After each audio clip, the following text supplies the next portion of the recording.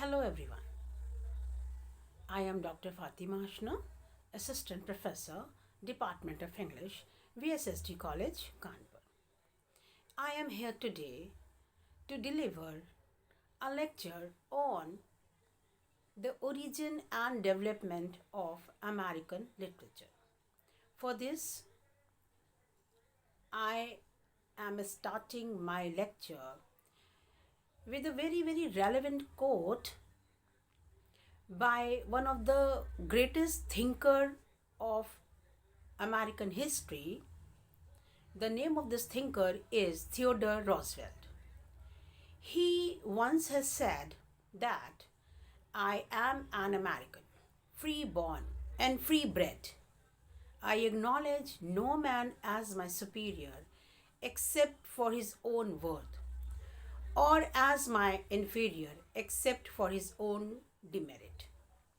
As I have said that my topic is the origin and development of American literature, and I wish that this topic will surely unfold the history of American literature from its origin and the development up to the modern age. I am supposed to discuss what is American literature. Well, all of us know that every literature is a reflection of life, and life obviously of the people where it have been produced.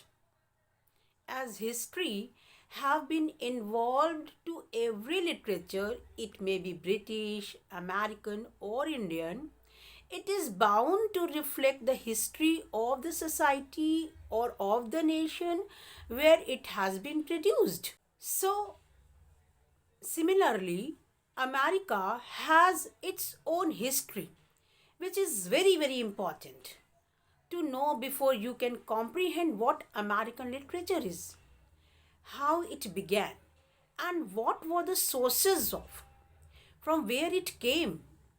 As to begin with, you know, the that American literature you see is a rich tapestry woven with the threads of diverse culture, historical events, and unique voices.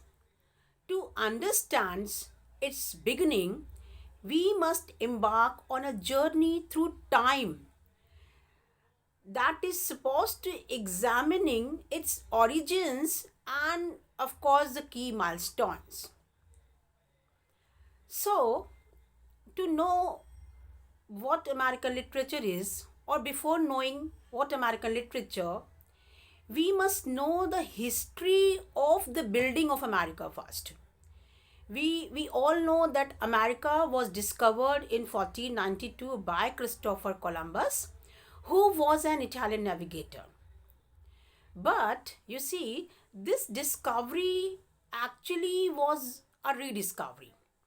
For the European, it was a discovery.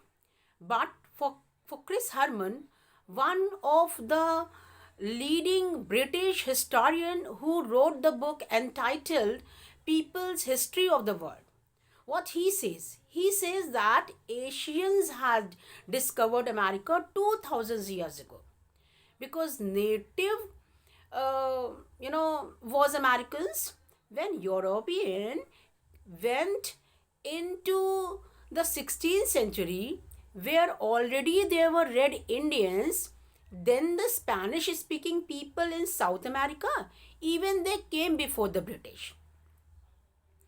But there were the native born in North and South America who had gone from Asia and mostly from India and China. There, they gone 2000 years ago. Yeah. Now, when the European came from 16th and 17th century, they suppressed these people till death. And also they have brutally subjugated and converted them into a colony. This was a time when Europe was going to colonize the world. It is started in the late 16th century. uh, 1599, you may recall, Queen Elizabeth, signed the treaty with Mughal Empire Jahangir, the trade with England, and this was a private company called East India Company, and East India Company finally colonized India after 1757, the Battle of Plassey at the time. Similarly, in the later years of Queen Elizabeth, the British reached America also. The first state they reached was Virginia, and of course, the northeastern state along the Atlantic, which they later called the New England. Because it was England like, and because they occupied it, so therefore they called it New England, northeastern state, like Massachusetts and Boston, and the coastal cities that became the spiritual city of New England. Now, what happened? Now, the British, of course, was the first European to reach America. Before the British, it was a Spanish people and the French who had reached America. They occupied the part of it, but when the Britishers went in the year 1607, and thereafter, you see, they fought with these people, and finally they were victorious and they converted America into a colony. So the Spanish people pushed down into South America. So even today, the South American state are the Spanish speaking people, but North American is English speaking people because of the British occupies it. Now this, I think, it is started in 17th century, the colonial era. But the real occupation came when the British in a quick way reached there, and it is generally said in history that the unsettlement of Europe brought about the settlement of America. Now, the settlement was, there was a fierce war all over Europe between Catholics and the Protestants. If you remember, 17th century was a time when the Reformation came about in Europe. There may be two leading figures who launched the Reformist movement in Christian religion. They were Martin Luther at Wittenberg. He was the professor of theology at Wittenberg. Just to remind you, for your reference, Hamlet is written in Wittenberg, and it was Shakespeare's time, almost when Martin Luther was there in Wittenberg. And other was Calvin. And most of people of America were the followers of Calvin. And it was a Calvinist branch of Christianity which became the religion of Americans. Now, in this sphere, the war between Orthodox, the Catholics, and the Reformers, the Puritans, also, call the Protestant. Ultimately, all kings of Europe decided with the medieval Catholicism, because during the medieval, the entire Europe was governed by the Church of Rome. So the Church of Rome was supreme. No king could take any decision without the supreme authority of the church. Then the Protestant came, two defiance of the church. If you remember, Henry VIII, before the reign of Queen Elizabeth I, because he was not allowed to divorce his first wife, so he revolted against the Church of Rome and settled his own Anglican church in England. And the entire England became Protestant during the time of Henry VIII, the father of Queen Elizabeth. So this was going on all over Europe, and because the army was on the orthodoxy, so the Protestant and had to free from Europe, they had to save their life, and at that time, and million of them were killed, and million of them were escaped also.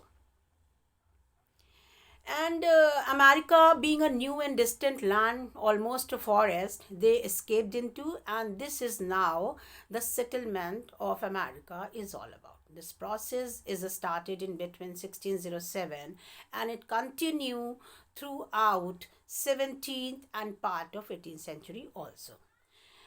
As America was a big continent and all forest and no habitation except of red Indians who were living in the forest, hardly any town and city.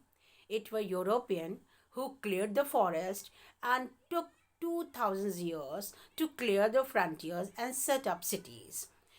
European almost have cleared all the coastal areas and settled there.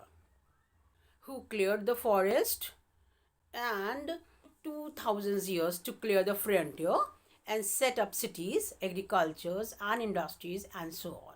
So in this way it became a British colony. Now, like America culturally is divided into three parts. One is called even today a New England, which means northeastern state including Massachusetts and also Hampshire, etc.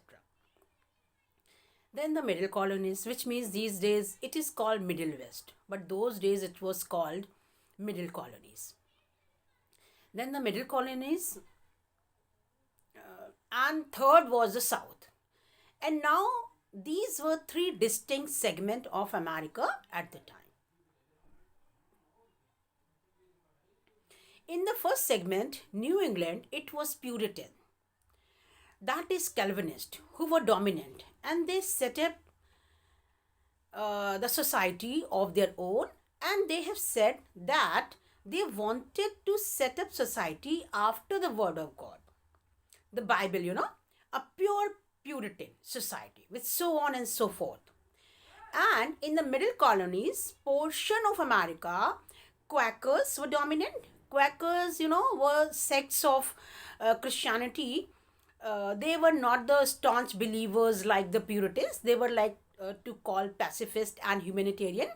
They are also known as the rationalist. They were very different sort of people, not as staunch Christians as Puritans. They did not kill anyone. They wanted to live peacefully and let other to live a life.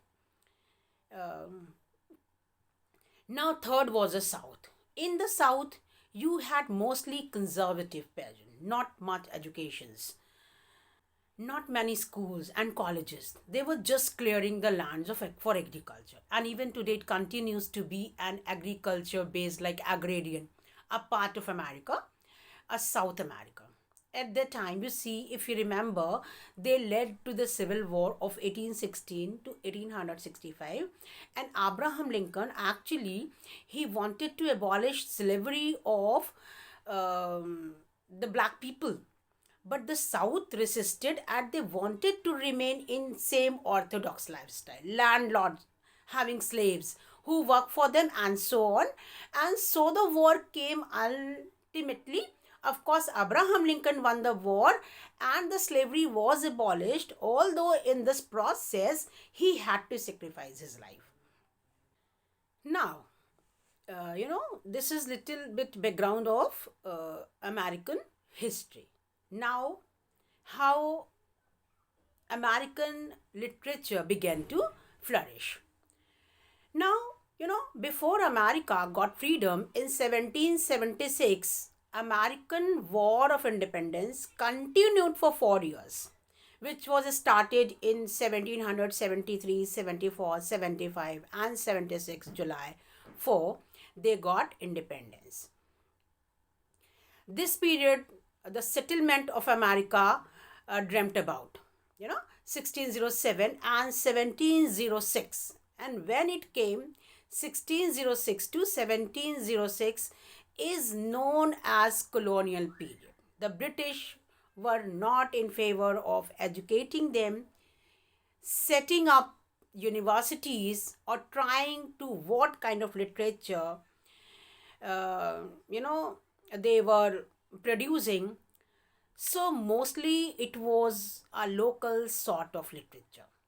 and the literature of those time, distinct segments of America was different in character. Like first, literature of Puritans. The two prominent names are Jonathan Edward, in other words, Benjamin Franklin. Franklin became the important leader of the nationalist movement. Then, so these were the two prominent figure of the time. Certainly, in the colonial era, several notable early works emerged, shedding light on the intellectual and cultural landscape of the time. Early writings that was ranging from letters to accounts provide invaluable glimpses into lives and struggles of early settlers, into the lives and struggles of the early settlers. Now, let me tell you something about the colonial era of 17th century. Certainly in the colonial era, several notable early works emerged. They shed light on the intellectual and cultural landscape of the time. Early writings that were ranging from the letters to accounts provide invaluable glimpses into the lives and struggles of the early settlers, offering a unique perspective on their daily experiences. At the time, sermons, diaries, reflecting the strong influence of religion that exemplifies the profound role of spirituality in the lives of the colonists, that really showcases their dedications to matter of faith. Then religious tracts authored by figures like Cotton Mather played a significant role in shaping the religious fabric of the early America. Among these early works, the Psalm book stand out as one of the first books printed in British North America in 1640. The metricals plastered for singing in worship, rooted in the Puritan tradition, epitomize the religious fervor of the time, contributing to the rich historical and literary heritage of American culture. Then there was the revolutionary spirit of 18th century at the time, that also came into existence at the time after colonial period. During the 18th century, revolutionary spirit swept through the American colonies, and two prominent figures, Benjamin Franklin and Thomas Paine, they emerged as an instrumental force in shaping this transformative period. Benjamin Franklin often referred to as a Renaissance man. He was very, very renowned for his diverse talent, cultures, and traditions. His scientific experiments with electricity, along with the inventions of practical devices such as the lighting rod and bifocals, established him as one of the leading scientists of his time. However, Franklin's contribution extended far beyond science. He was a key figure in American politics also, who actively participated in drifted of the U.S. Constitution, and mostly involved in the creation of the Declaration of Independence. His wit and wisdom were reflected in his annual Poor Richard's Almanac, which really offered practical advice and philosophical musing. You see, Franklin's multifaceted influence made him a prominent voice during the American Revolution, which was really an enduring figure in the American history. Then another essayist of the time, that was Thomas Paine, who was a British-born writer, and he was a great activist who wielded his pen as a powerful instrument of change. He was known for his pamphlet writing. His pamphlet the name of the pamphlet was Common Sense. It was published in the year 1706, had a profound impact on the colonies. It made a compelling case for American independence from British rule that galvanized public settlement and contributing significantly to the revolutionary cause. Paine's, subsequent series of essays known as the American Crisis that was provided inspirations and motivations uh, to the American troops, during the challenging years of the war. His eloquence and persuasive writing played a very, we may call it a pivotal role in uniting colonists behind the revolutionary ideals. Then, together, Franklin and Paine encapsulated the intellectual and political ferment of the 18th century. They fostered the revolutionary spirit that was culminated in the American Revolution and the establishment of the United States. So, their contribution, both in terms of ideas and actions, continue to be celebrated as the fundamental element of American history and the foundation of American democracy. Then another came golden era of American literature. That was the 19th century, which is often referred to the golden era or the golden age of American literature. And the notable authors like Nathaniel Hawthorne, Edgar Allan Poe, Herman Melville, and they were the very, very significant authors, and they significant contribution to the literary era. Nathaniel Hawthorne, is celebrated for his exploration of themes related to guilt, sin, and the human condition. His most famous work, that the Scarlet Letter, which is very, very famous and is a powerful novel that dwells into the consequences of adultery in a Puritan society that was very, very, prevalent during that time. Hawthorne's writing often reflects a deep understanding of the complexities of human psyche. Then another author in this spell is Edgar Allan Poe, who is equally renowned for his contribution to the genre of Gothic and macabre literature. His works such as The Telltale Tale Heart and Fall of the House of User are known for their dark and the psychological theme. Poe's use of suspense, horror, and the supernatural had a profound influence on American and international literature as well. Then another author in this spell is Herman Melville, that I have already stated. He's also one of the best known for his epic novel Moby Dick, which is a very, very renowned novel. Not novel, it's an epic, which explored the themes of obsession and the conflict between man and nature.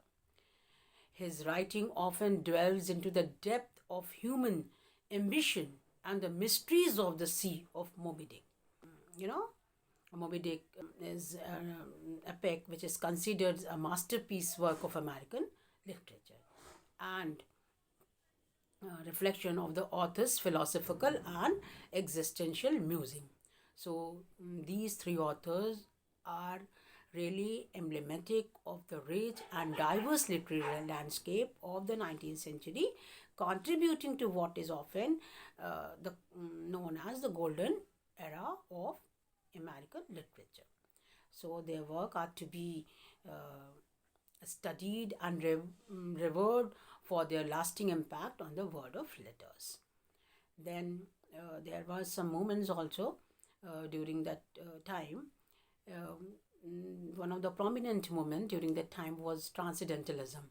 So Transcendentalism is a kind of a philosophical and literary movement that emerged in the early to mid 19th century in the United States. Two of its most prominent figures were Ralph Waldo Emerson and Henry David Thoreau. We all must be knowing the name of these two authors. Number one is Ralph Waldo Emerson, who is very renowned essayist and a lecturer, was at the forefront of the Transcendentalist movement. He advocated for the idea that individuals should seek direct personal spiritual experiences with nature and the divine rather than conforming to established rules and religious facts, that is, for the societal norms. His essay Nature and his collection of essays titled Essays for Series, that is articulated transcendentalist principle that emphasizes self-reliance, non-conformity, and the interconnectedness of all living things. Emerson's uh, writing encourage individuals to trust their inner institutions and connect with the transcendental, that is oversoul. Then another essayist or author, that is Henry David Thoreau. He's a close associate of Emerson, and he put transcendentalist belief into practice through his simple and deliberate lifestyle. His most famous work, that is Walden, is a reflection on his 2-year experiment in living in a small cabin near Walden Pond in Concord, Massachusetts.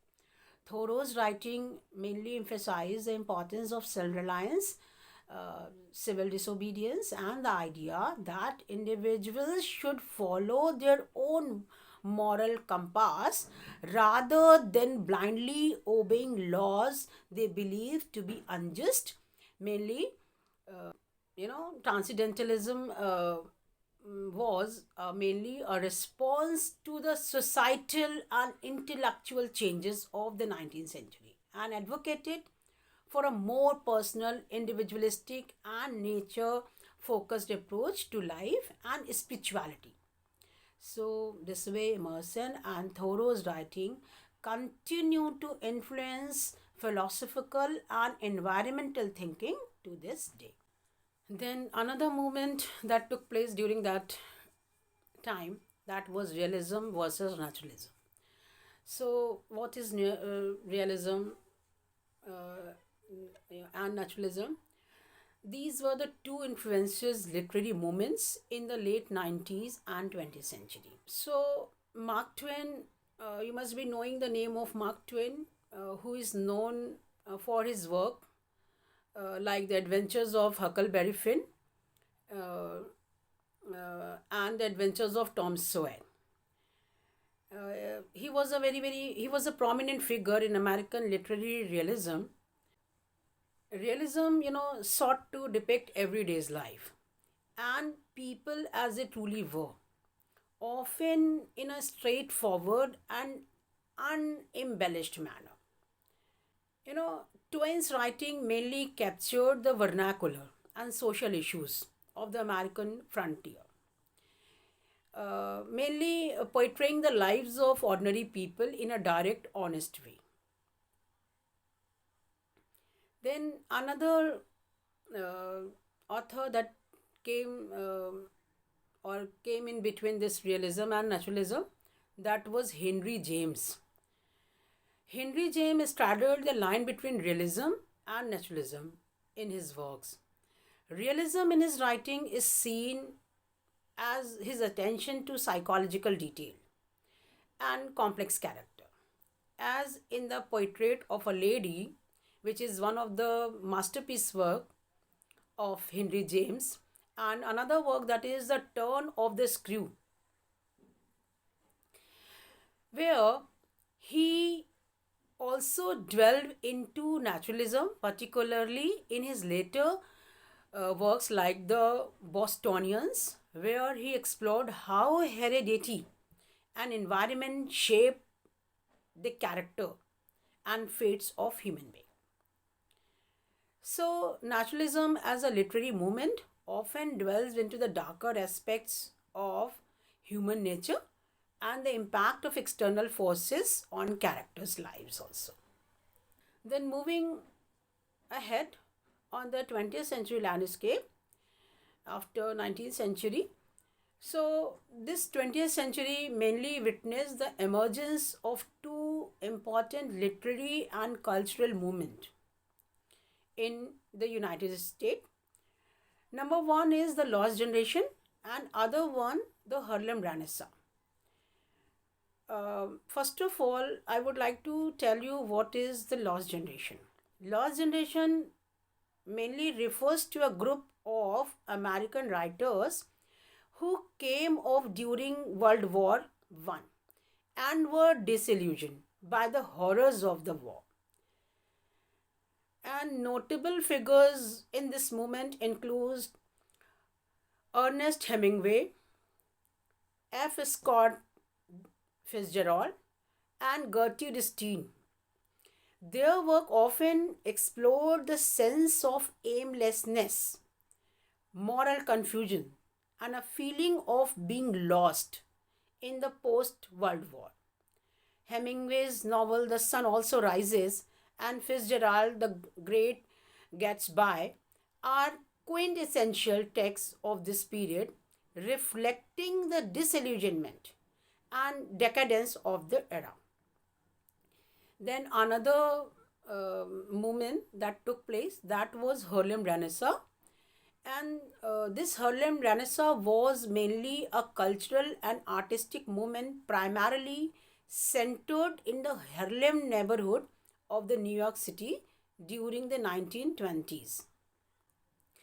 It uh, basically celebrated African American culture and creativity and saw a flowering of literature, music, art, and intellectual movement. And the prominent figure in Harlem Renaissance were Langston Hughes, Zora Neale Hurston, and Claude Mackay.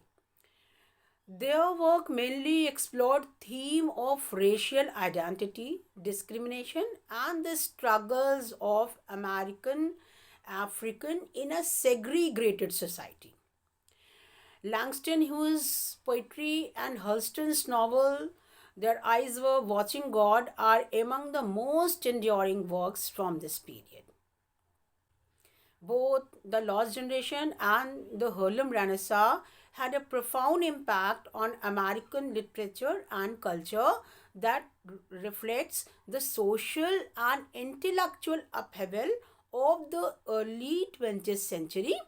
The Lost Generation explored the disillusionment of a generation scarred by war, while the Harlem Renaissance celebrated the creativity and resilience of African American artists and intellectuals during a period of racial tension. Also, thereafter, there were some evolving movements that also took place between that were Beat Generation and Civil Right movements. So, what is Beat Generation? It is mainly a literary and cultural movement that emerged in 1950s, primarily associated with a group of writers like Jack Kerouac, Allen Ginsberg, and William S.